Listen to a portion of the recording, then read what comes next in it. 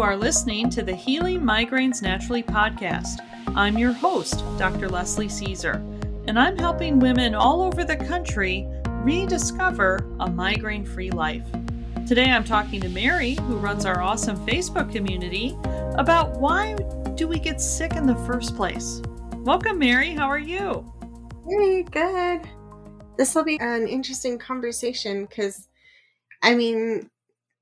on the one hand, you could think of 100 reasons we get sick, and on the other hand, it seems so simple. So, very interesting. Yeah. Well, and this question, I think this is the fundamental question that people have when they have chronic migraines. Why did this happen? And they go into the doctor, they go into their neurologist, and many times they will ask the doctor, why am I sick? Why do I have chronic migraines? And the doctor will look at them with a puzzled look on his or her face. You know, I have experienced this personally when I started getting migraines and I went into my primary care doctor. She gave me that look. Just sort of a little bit of a head tilt, a little bit of a little bit of a deer in the headlights, a little bit of an annoyance, of an annoyed look. You're not really supposed to ask those questions. Exactly. And over the years, I've had so many clients describe the same experience, going into their doctor and asking them, why am I sick? And the doctor looking at them with this little bit of deer in the headlights, a little bit of annoyance, head tilt, and there's no answer. Right. You know, I was noticing about 2 weeks ago, I went to just the eye doctor. So, you know, not even a migraine doctor, obviously, but I noticed how much she was explaining to me about the inner workings of my eyes and like down to the blood vessels. And it was just like so many details. And at that moment, I realized how little doctors in general communicate to their patients about their bodies. I thought that was really interesting that, like, I remember saying to the eye doctor, I'm like, I have had that my entire life and no one has told me until today. I'm 45. Not that I need to announce my age to everyone, but yeah, like after that many years, you would think a doctor would have mentioned something by now, you know? But a lot of times, if there's no treatment for it, they won't mention it because there's nothing they can do anyway. Yeah. And I mean, that goes to like the why question. It's almost like, here, let me just get through this appointment and give you a prescription and move on with our life. It's not, they don't have the time or whatever to sit and explain every single teeny tiny detail normally. At least I like to give them the benefit of the doubt and call it's a time issue. Well, it is definitely a time issue. The average appointment with a medical doctor is 12 minutes. That's the average length of time. And so in that period of time, in that 12 minutes, you as the patient have to talk about what you're experiencing. And then the doctor has to make a decision as to what to do next, whether it be ordering additional lab work or imaging for a diagnosis, or what medication they're going to prescribe or other treatment they're going to prescribe, and then answer any questions. Yeah, that's definitely, it's unreal to me. Unreal. So, I mean, they do not get paid to describe to you what is going on with your body. They do not get paid to do that. They do not get compensated for that. It's amazing to me. Healthcare in the United States is 19% of the economy. Dang. Nearly a fifth of the economy is spent on our healthcare.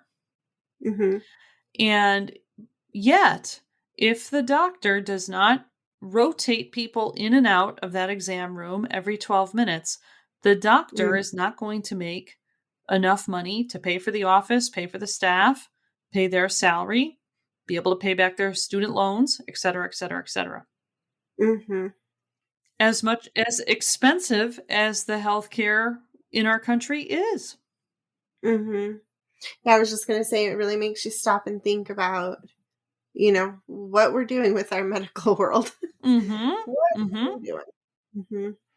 So when we ask, I think intuitively we are asking this question because intuitively we know that there's a reason why we have these chronic migraines, and if we could Mhm. just understand that, we could take productive action and Mhm. feel better. That's why I asked my doctor that question because Mm. intuitively I knew that. Mhm. And so the patient is so disappointed and so disillusioned when they ask the question and then they're treated like again I was shocked. I was literally shocked when I asked this question of my medical doctor who I really liked. Mhm. I had no problem with her. I really thought that she was going to give me an answer to that because that's what I thought doctors did. And I was Mhm. shocked when she treated me she kind of got irritated with me Mhm. because I was asking a question that there is no answer to in conventional medicine. Right. In conventional medicine, we get sick because we're unlucky. Mhm. Now they have a fancy word for unlucky. It's called genetics or bad genes, Yes. right? But our genes are still based on our luck, right? Mhm. So in conventional medicine, your medical doctor does not think that you have chronic migraines for any reason. Hmm. Your medical doctor thinks you have chronic migraines because you are unlucky. Mhm. You're defective. There's something wrong. You know, the crapshoot that gave you your genes turned up the wrong dice. Mm. And so, like, just really quick, what would you say, like, percentage wise, migraines are genetic? Like, how many times do you see that that runs in families? Is it pretty much almost always or not? Oh, well, it very frequently runs in families. Mhm. Diabetes very frequently runs in families. Mhm. IBS, irritable bowel syndrome, very Mhm. frequently runs in families. Mhm. Anxiety very frequently runs in families. Mhm. Depression very frequently runs in families. So basically, all of these things is like if you have parents that are predisposed to that, then you're genetically throwing a crapshoot, and it's very likely that you're going to come out on the raw end of it. Like, That's what your it, medical doctor thinks, yeah, yeah. Hmm. right? So I wanted to take some time today and really talk about the difference between the naturopathic conception of why we get sick and the allopathic or conventional medical conception of why we get Mhm. sick. Because when you want an answer to a question, you want to go to somebody who actually believes that the question can be answered, Good point. right? And let me assure you, there is an answer to this question. Mhm. So, in naturopathic medicine, I'm going to go back to one of the founders or one of the first doctors within naturopathic medicine. His name was Henry Lindlar. And he actually practiced in Chicago in Elmhurst, Illinois, which is not far from where I live now. And he died about 100 years ago.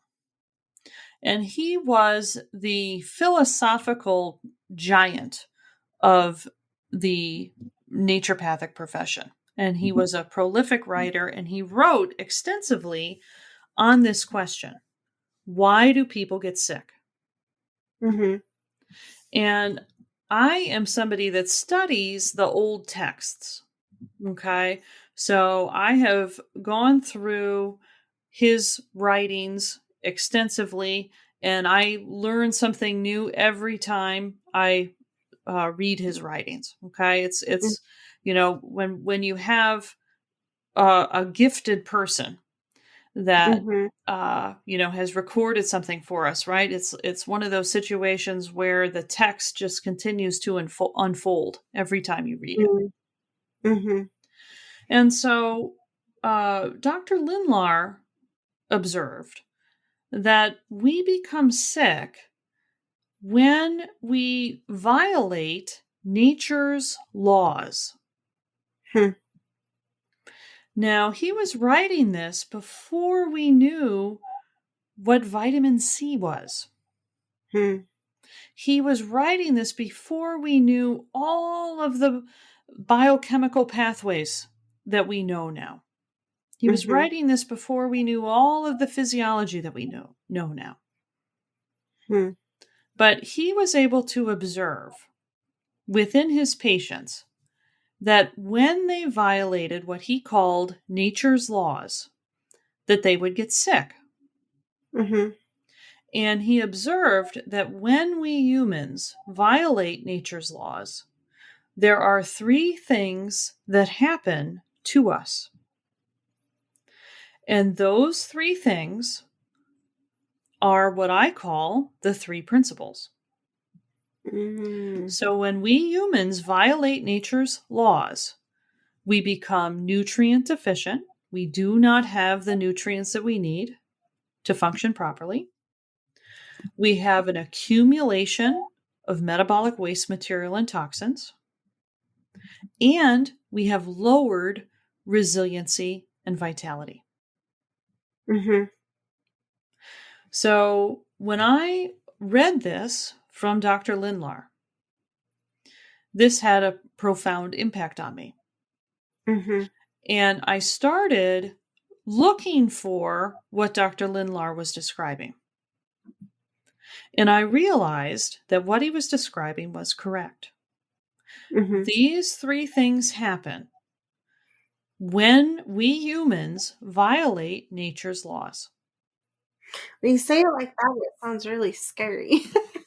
Well, we're going to talk about what are nature's laws, right? Mhm. And this is, when I read this, I was like, okay, well, what are the laws, right? If I just know what the laws Mhm. are, I won't violate those things, and then I'll be in the clear, right? Right. Right. So I think this phrasing that he used, I think it's one of those ways of putting something that you can get really, really deep into. The kind of the more you know, the deeper you can get into this. Mhm. So, first of all, to say that there are laws of nature, this in itself is a pretty profound statement. Mhm. So we hear, America culturally is connected to the West, to Western civilization. Several hundred years ago in the West, there was a change in the thought. And Westerners started thinking that the universe was ordered. There was an order to the universe, and that the universe was made in such a way that the universe would act predictably, Mhm. that there were laws of nature. Mhm. And if we humans could determine what those laws were, we would benefit from that knowledge. Mhm. Out of that change in belief developed science and the scientific method, Mhm. right? Science and the scientific method is a structured way of trying to identify what are the natural laws at play in the universe. Mhm. And so, Mhm. naturopathy or naturopathic medicine, we're going back to what are the natural laws that are at play in the universe and how do they impact human health and function. Right. right? So, So let me ask you an example of a law that would be simple for us to understand. so we humans, we are the type of animal that is awake during the day and sleeps at night, Mhm. right? We are not nocturnal animals by nature, Mhm. right? You don't see a raccoon walking around at 10 in the morning. If you do, they're sick, right? They Right. have rabies or something, right? You see a raccoon walking around at night because they are nocturnal animals, Mhm. right? You have the birds chirping during the day, right? Because they are active during the day. You don't hear them chirping at 2 in the morning, they're Mm, asleep, right. right? So if something follows a established pattern and it's very predictable, then they're probably following the laws of their nature. But the human animal is a very Mhm. unique animal Mhm. because we can choose to stay up late, Yes. right? Did that sound guilty? Yes. Right? The raccoon that they don't have a conscious control over when they go Mm, to sleep and when they wake up, mhm. right? But we can see, right? Okay, unless a raccoon is sick, they're not walking around at 10 in the morning, right? We know that they're nocturnal. Mhm.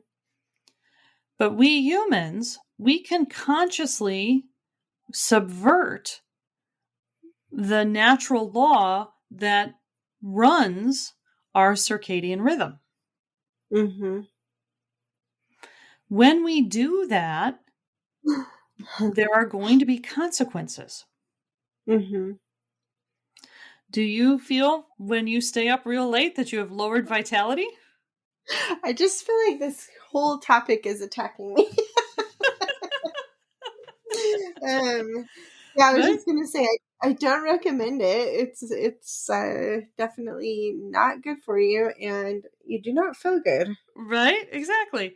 So, especially if you do it for a long, long time. exactly, you do it long enough, right? I mean, I'm just like you, right? Because I'm a human just like you. If I repeatedly don't get enough sleep, right? If I try Mhm. to circumvent the natural law around human sleep and wake cycles, if I do Mhm. that long enough, well, I'm not going to feel well, right? I'm not going to feel well physically. I'm not going to feel well mentally or emotionally. And Netflix is not on our side, people. Exactly, right.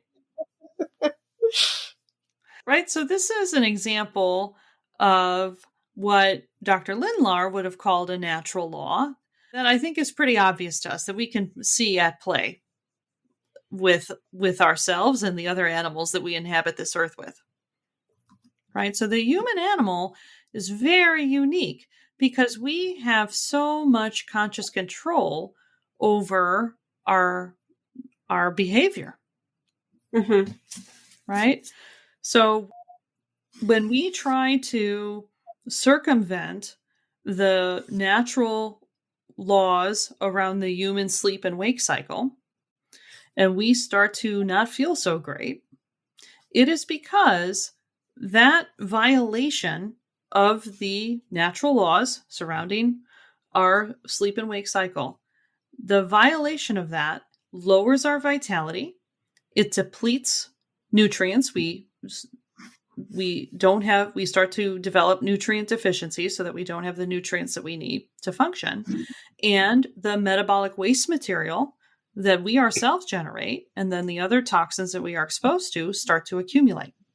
Mhm. And so you can see, right? This is what I call the three principles. So to turn this around, we have to act within these three principles. Right. So now, there are other natural laws, right? So what we have illuminated through the scientific method since Dr. Lindlar has passed away is all of the biochemistry and the physiology and sort of how all of these things work. Mhm. And we have discovered vitamins and other nutrients. When Lindlar was alive, they were starting to understand that the minerals in the soil were used by the body. But Mm. since he passed, we've discovered using the scientific method all of these additional data points. So we now know what melatonin is. Mhm. We know what cortisol is, right? Two hormones that play a critical role in our sleep and wake cycle. Dr. Lindlar didn't know those specifics, but he was observant enough to see that when we went against sort of the natural rhythm of the human sleep cycle, it would have an impact on people's health in Mhm. those three, what I call the three principles. There's a natural law that I talk about a lot from Newton. Mhm. Um, for every action, there's an equal and opposite reaction. So this is a Mhm. natural law that the discipline of physics has given us. Well, it applies Mhm. to us as a human as well. So when we try to suppress something, when we take the action of suppressing a symptom by taking a triptan for our migraine, the body has an equal and opposite reaction by generating more of the migraine, Mhm. by fighting the suppression. Hmm. That's And so this is weird to why me. medication Mhm. stops working over time, something that we've talked about on other Yeah. podcasts. Yeah. But It's this is an actually made example it. of a law that we think of a law for, we had to learn this in physics class in high school. It's a natural law. As Lindlar says, when we violate nature's laws, we Mhm. are going to have consequences on our health. And so you can take a Mhm. law from Newton and from physics class and see that it also applies to us as a human being. Right, which we don't think of very often, that's for sure. We don't. The Hmm. other thing that I think is inherent in this worldview, right? If there are natural laws within the universe is a predictable place governed by predictable rules or laws. Mhm. It is not a random place, Right. right? There's too So when many things that are so predictable, especially in nature, that it would be really hard to believe it would be completely random. well, exactly. But this seems very obvious to you and me because we are hundreds of years past the Enlightenment. Mm. When you read the medical texts from the Greeks, there was one doctor, Hippocrates, that the Hippocratic Mhm. Oath is named after. When you read Mhm. his texts, he had the insight to realize that our health was governed by predictable laws. But other Greek doctors, other Greek medical texts, they did not have that worldview. They Mhm. thought that people got sick because Zeus struck them down, Right. right? So we humans used to live in a world. We used to conceive of the universe as not a universe that was governed by laws and therefore had a predictable outcome. We used to see the universe as a random universe that by the capricious will of the gods Mhm. could change. Well, and hopefully, I don't know, from what I understand, it's like you could make a god really angry, but have absolutely no reason, no idea what caused that anger. Like, that's not a fun way to live either. Yeah. Exactly. In the ancient world, in the ancient mind, right? Well, you're sick because Zeus doesn't care for you anymore.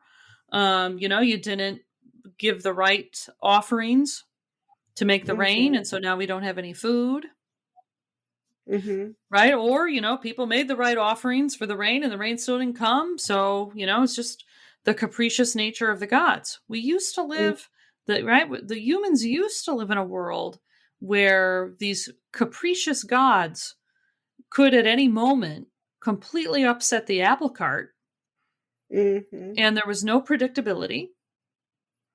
It was just basically potential for chaos. Got to keep the gods happy, or, we're going to be in big trouble here. Right, right. That's not the universe that we live in anymore. We live in a Okay. universe that is predictable. Mhm. You throw the ball up, the ball is going to come down. If we did not live in a universe that was predictable, you could not send the astronauts to the moon and back, Mhm. right? This is the revolutionary change in mindset that occurred a few hundred years ago when people said, well, if the universe is predictable and governed by laws, by natural laws, then we should be able to uncover them. And from that, develop the scientific method. Mhm. From that understanding, Lindlar, right? Lindlar didn't say, well, these patients that I have, I guess they're just really unlucky. We'll just try our best. Let me try this one time and let me try this one time, and we'll just randomly try stuff. Right. Lindlar knew that the universe was governed by natural laws, that the universe was predictable. And knowing that, he looked for those patterns. That's what science is, and that's what the scientific method does, is it helps us look for patterns. Right. And so Lindlar was the consummate scientist, and by looking at these patterns, he identified these three things, or three what I call principles, that happen when we humans violate these natural laws. And by knowing that, he then knew how to intervene. He knew what he needed to do with his patients. And then he got predictable outcomes because the universe is predictable. I had a client last week. So when I work with my clients, when I make recommendations, very frequently I will explain to them, okay, this is the recommendation, and this is what I'm expecting to happen. Within a week, I'm expecting you to notice this. Within 2 weeks, I'm expecting you to notice this. This is always part of my thinking. Okay? Mhm. So if this is what I think is going on here, if this is where I think the deficiency lies, and we do this, if my assumption is true, if my hypothesis is true, then I predict this is going to happen. That's what science is, right? You have a hypothesis, and if my understanding of the natural universe, of the natural world is correct, then this would happen. And the scientific experiment is running the experiment to see if our prediction is true. The nice thing about how it's a law or predictable is that when things are predictable, then it's like you can figure it out. Whereas if it's just random, we go back to the spaghetti on the wall Mm-hmm. mentality of treatment, right? Exactly. So with my clients, like I'm always in my mind, right? I'm always thinking, okay, well, if this is true and we do this, then this should happen within this period of time. Because then I look for that. I look for that change to happen, and then I know, okay, yeah, we're on the right track here. What my assumption Mhm. is correct. If that change doesn't happen like I think, well, now I got to rethink where I'm coming from on this case, right? So I Mhm. share that rationale with my clients many times. And so Mhm. when I was talking with a client last week, well, my prediction came true. Hmm. And my client said, I've never had a doctor tell me this was going to happen, and it actually happened. right? And I laughed and I said, well, not every time I make a prediction does it come true, right? Because sometimes I'm not understanding the situation properly, right? Mhm. But because I'm approaching it from a scientific way, from a scientific mindset, right? I have my hypothesis as to what's going on. I'm selecting a remedy or an intervention, right, according to that. And then I'm predicting what we should expect within a time period if my Mhm. hypothesis is true. And then I'm looking for that to happen. Mhm. So uh, um, I think that it is so critical to medicine to live in a world where the universe is governed by laws. Mhm.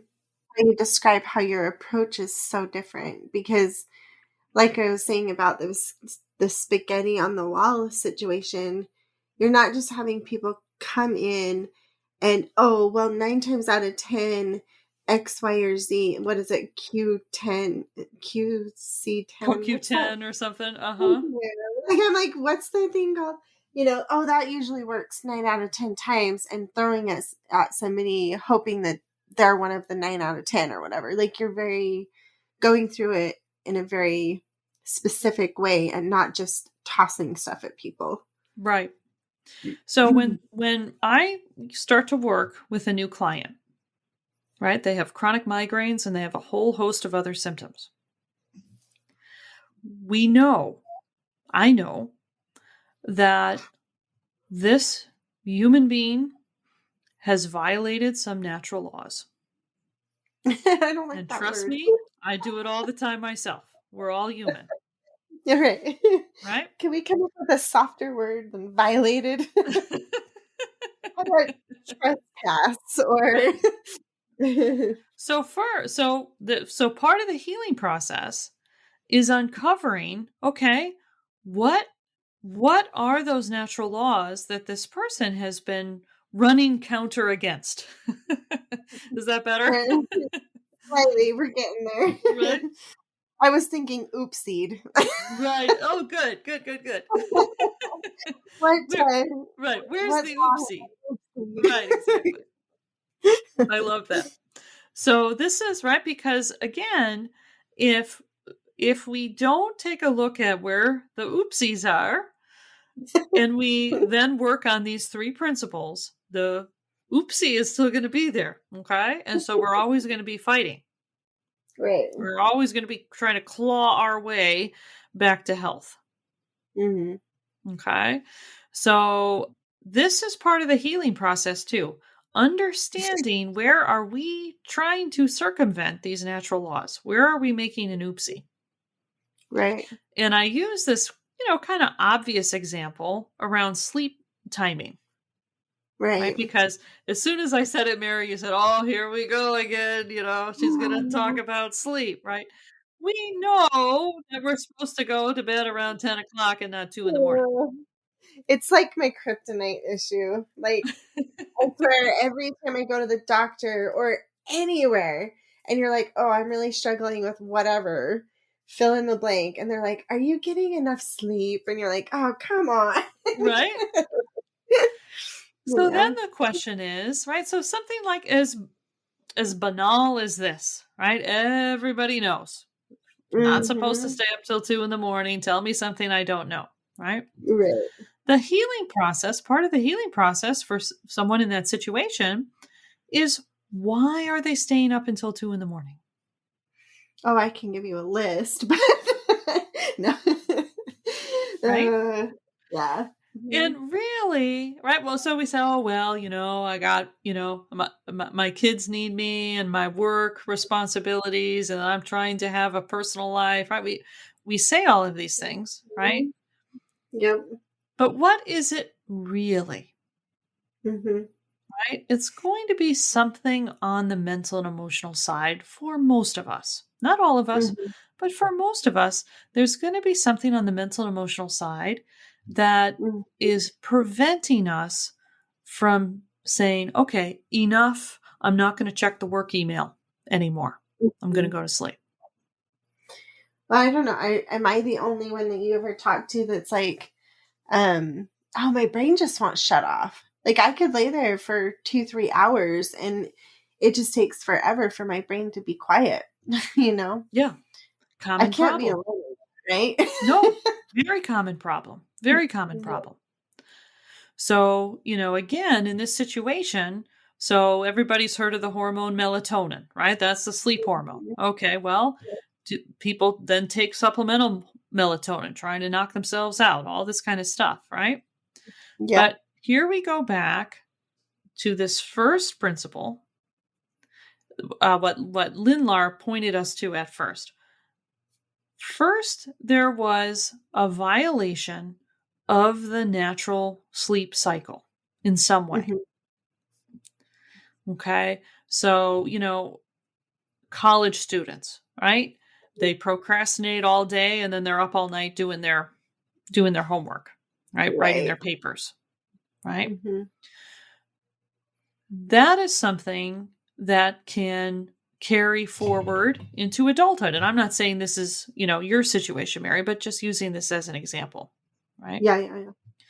So the individual started to consciously override the normal human wake and sleep cycle to get something done. Let's say they got an A on the paper. They were rewarded for circumventing the natural sleep and wake cycle. Right. We also get really good at, like you were saying, trying to circumvent the situation. Like, oh, well, I didn't get enough sleep, so I'll just quadruple dose my coffee tomorrow. like, we're playing games all over the place for that. Yeah. 100%, right? Absolutely, we are playing games all over the place, right? So yeah, so Yeah. then we have the extra coffee on board. Well, okay. Mhm.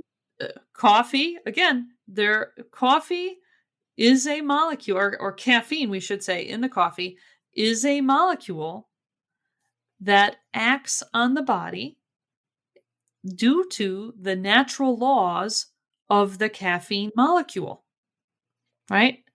And so we will face the consequences of the natural action of caffeine by, okay, shoot, I had so much coffee today. It's midnight and I'm up and at 'em, right? Yep. Yep. Now, let's say we'll go forward with this caffeine example. Okay. Mhm. So let's say I am having an oopsie with my caffeine. Okay. So caffeine depletes certain nutrients when it is detoxified by the liver, Mhm. and it allows us to stay up late, which lowers our vitality, right? We can see how that excess caffeine generates these three conditions that Lindlar talked about, what I call the three principles. Yeah. Well, and it's like we're digging ourselves a hole. It gets bigger and bigger and bigger, right? It gets bigger and bigger, right? Mhm. But now let's take another step back, okay? Now 30 years have gone by since the procrastinating college student stayed up all night after, playing video games during the day, or, doing whatever, and got rewarded with A papers. 30 years have passed, Mhm. right? And now she has, three kids, a corporate job, and chronic migraines, Mm. and is up frequently until midnight working on work emails. Mhm. Part of her healing process is going to be looking at what is going on the mental and emotional side that set up this procrastination coping mechanism Mhm. when she was young. And why do we get into that place of like burning the candle at both ends all the time? Exactly, right? Yeah. Why do we get into that place? For most of us, it's going to be something on the mental and emotional side. Right. There was something on the mental and emotional side when that woman was a young woman in college that drove her to procrastinate. Luckily, She could pull it off and still get the A's. Then she was rewarded for that procrastination. Mm-hmm. And 30 years later, she can't stop checking her email past bedtime. Yeah. Right? So it's not, and Lindlar, Dr. Lindlar, in his writing, he talks so much about the mental and emotional side of us humans and how these dynamics on the mental and emotional side drive us, compel us to subvert or violate these natural laws, have an oopsie with these natural laws. Right. Right? And this is why, again, when I work with my clients, I don't just say, all right, Mary, we need to get into bed by 10. Uh-huh. Can you do that for me? Nope. Here's a handout, Mary. Here's a little checklist handout, Mary. I want you to have room darkening shades, and I want you to turn off your blue screens by 7 p.m. Okay, Mary, can you do that for me? Well, and I'm sorry, but that list is probably really short to the real list. Like when you go into, I think we've talked about that before, where you go in to get a solution and they give you like this huge pamphlet and you're like, oh great, now I have to do 100 things to fix the situation, and that's just overwhelming. Right? Mm-hmm. Exactly. And again, most people know, shut the curtains before you go to bed so the room's dark, right? The real question is, right, what is there that's driving this person to do something that they know is not health supporting? Right. Right? That's the real question, and that's the question that has to be answered through the healing process. I was going to say, I think with moms and probably women in general, a lot of us do 10 to midnight is the only time I have that's just mine. That's a big trap right there, where obviously we need some more self-care. Obviously we need to take better care of ourselves, but oftentimes the only place we can find it is when everyone else is in bed and the world has finally shut down. And again, what is on the mental and emotional side that is preventing that woman from setting the boundaries that she needs to set with whatever obligations that she has so that she can have what she needs? Right. This is the real mystery of the world. Let's put Exactly. aside the Right. 7 mysteries of the world. These are the 7 wonders of the world. This is the real question. Right. So healing, right? There are things that we do within these 3 principles, but then we have to understand, why is it that I am, as Lindlar would say, violating nature's laws? Why is it that I am doing things that are counterproductive to the natural laws that govern the human animal? Why am I doing that?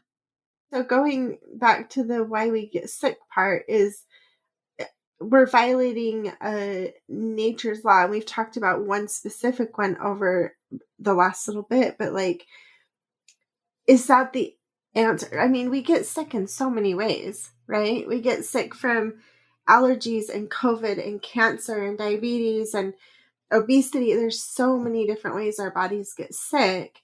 So I guess I just think it's interesting to go, well, it's because we violated nature's laws. It seems so simple, and yet really not. Yeah, the complexity is understanding what those laws are for us humans. Yeah. Right?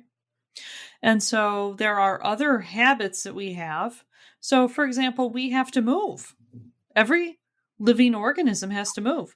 Little one-celled bacteria move. Right? So, if I'm sitting at a desk for 8 hours a day, am I getting enough movement? Am I fulfilling the natural requirements that the human animal needs for movement? Probably not. Yeah. Right? Yeah, probably not. Is that going to impact my health? Sure. Of course. Right? So, we could go on and on here with things like health supporting habits. Right? But then there are natural laws on the mental and emotional side as well. And we talked about this on the podcast that we talked about, is trauma causing my migraines? Uh-huh. When we talk about natural laws governing the universe, this means that there is truth in the universe. Mm-hmm. And if we believe things that are false, we are not in alignment with truth. Mm-hmm. And when we experience traumatic events, many times we will pick up a false belief about ourselves, about the world, about other people. And health, right? Health is a state where we are in alignment with the natural laws of the universe. Mm-hmm. We are in alignment with truth. Right. And if we have false beliefs on the mental and emotional side or aspect of us or in the unconscious, it's a little even difficult to articulate this with words. Mm-hmm. But if we are under a false belief, if we are living under a false belief, we are out of alignment with health, Mm-hmm. with truth, with the natural laws of the universe. Do you find that it's hard for humans to pinpoint truth because in ways like society and culture changes truth so frequently? Like we've talked about it in regards to diet culture and how, it used to be no fat and then no sugar and then no this and that, like it constantly changes. And I think I've seen similar things happening in, exercise where it's like, well, only aerobic is good for you. That was like the 80s was really big on aerobic, right? Mm-hmm. 80s and 90s. And now it's like, oh, well, you need more, weight resistance and avoid this and running's good for you, but no, it's not. And like, it's so hard Right? to really pinpoint what are actual health supporting habits when the rhetoric changes so frequently. Well, this is the condition of the human animal, You know? right? Yeah. A raccoon, I don't think they can lie to themselves. Yeah. They only eat what they're supposed to eat. Mm-hmm. This is what makes us humans so unique, Mm-hmm. right? We can be misled. We're all confused. Yeah, we can be misled. Mm-hmm. We can lie to ourselves. We can consciously stay up until 2 a.m, Mm-hmm. right? A bear, when it starts to get cold in wintertime, a bear can't choose to not hibernate. I feel that. Yeah. Yeah. Right? But we humans, we're a totally different animal. Yeah. And the biggest source of being misled many times is within our own mind, within our own emotions. It's true. Because we can pick up a lot of false beliefs about ourselves or about other people or about how the world works. Yeah. And we can't be in a state of health if we're not aligned to truth. That's a good point. The great thing about this universe, this amazing universe that we live in, the great thing about it is we get feedback when we are not in alignment. We experience symptoms. Mm-hmm. That's the beautiful thing about this design of the universe, is that it may be ordered around natural laws. It may be ruled by these natural laws, but part of those laws are the feedback. The feedback is built into the system. Mm-hmm. We always say in my family, it's like you're free to choose, but you can't choose your consequences. Right? Correct. Yeah. Right. Those are gonna. And we humans have spent eternity trying not to make that one true, right? Indeed. Trying to avoid consequences. But there are consequences built into the universe. Mm-hmm. And when it comes to our health, they're called symptoms. Mm-hmm. And this is not a judgment, Mm-mm. right? The universe is not judging us with the symptoms. It is providing us the necessary feedback that we need so that we can get into alignment with its natural laws, with its truth. Mhm. The problem is we don't, we don't know that the symptoms are doing that. Right. So contrast this with when you go into your medical doctor and you ask her, "Why am I sick?" And they look at you with that half deer in the headlights, half irritated look. They are like the ancients that answered that question by, "You angered the gods. You're unlucky. Who knows why you're sick?" Your parents just Today, they couch it in fancy terms like genetics yeah, and blah, blah, blah. But is it any different than the ancient Greeks thinking that Zeus took a unkind liking to someone and struck them down? right, right. Is it any different? I mean, it certainly puts you in a powerless situation either way. Either way, Mhm, right? When we go into the doctor and we say, "Doctor, why did my Imitrex stop working?" mhm. And the doctor just, right, same head tilt, same mixture of deer in the headlights and irritation. It's very obvious to me why the medication stopped working. We have Newton's law that tells us why. For every action, there's an equal and opposite reaction. Mhm. I can predict that someone's medication is going to stop working because I understand how some of these natural laws apply to our health and our symptoms in our body. Mhm. So, who's scientific and who's unscientific? Right. Conventional medicine has told all of us how scientific it is. Evidence based medicine. Follow the science. Mhm. I ask you, when you hear how I think about things and how your doctor thinks about things, who's scientific here? Right.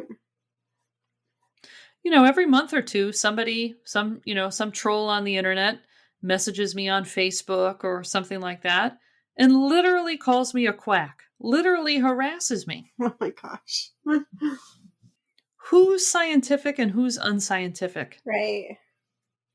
Conventional medicine, with all of its knowledge of biochemistry and physiology and all of the sophisticated drugs that are getting more, because we know more and more of the physiology and biochemistry of the body, Mhm. we can develop more and more suppressive drugs to subvert and alter our biochemistry and physiology.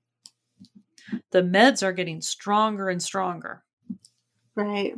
but they are not being used scientifically. Conventional medicine is not scientific in its approach at all.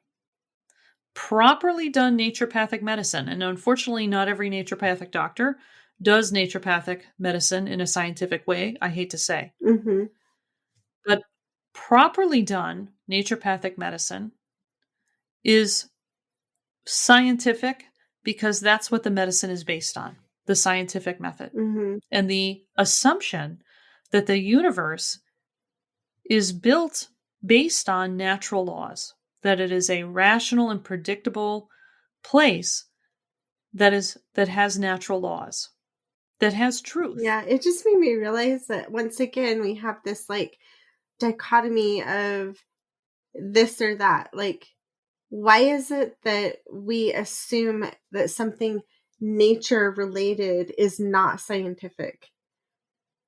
This is a whole nother podcast, but unfortunately, Yeah. the conventional medical system, starting with the American Medical Association, which was founded in the mid 1800s, has been on a nearly 200-year long quest to undermine the validity of any other medical approaches. Right. And so they have been telling people for almost 200 years now that they are scientific when in fact they are not. Mhm. But you say something long enough, and again, like we talked about, we humans, we can be led astray, Yes, indeed. right? So, we're susceptible to believing things that are told to us over and over and over again. Like our brains just accept that it is either science or nature, and it can't be both. Like, I'm getting old, but I'm just starting to realize there's so many things in the world that are both. Like, you can both be from nature and also be scientific at the same time. What an idea. Correct. What a crazy idea. Right? Yeah. Interesting. Well, what do you think, Mary? Do you think we covered it for today? I think we got her, but I think we could delve into this same topic several more times and just barely touch the surface for sure. Yeah, for sure. Definitely. Yeah. Well, great, Mary. Great to talk to you again. Thanks for joining me today. Of course. We'll see you next time. Well, wonderful. And thanks everybody for listening. And before you go, be sure to like this episode and subscribe to this podcast. And please, if you have somebody in your life who's suffering from chronic migraines, please share this information with them. Who could benefit from this information that we talked about today? Please share that on your social media or share it with your friends and loved ones who've been praying for this information. And if you want to stay connected with Mary and I, please join our free Facebook group. We have nearly 12,000 women who are rediscovering a migraine-free life naturally. You can go to Healing Migraines Naturally with Leslie Caesar, ND, in the search box on Facebook, or you can go to healingmigrainesnaturally.com and we will redirect you there.